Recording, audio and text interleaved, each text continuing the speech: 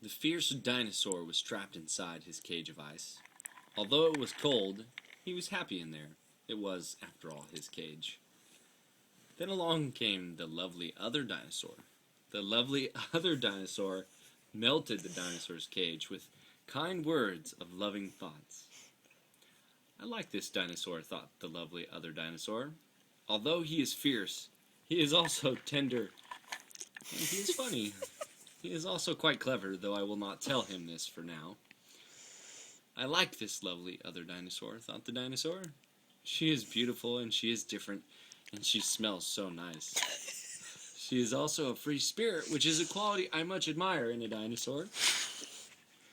But he can be so distant and so peculiar at times, thought the lovely other dinosaur.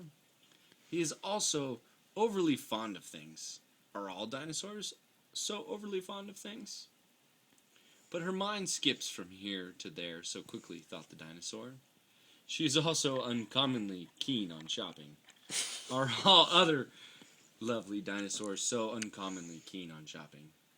I will forgive his peculiarity and his concern for things, thought the lovely other dinosaur, for they are part of what makes him a richly charactered individual.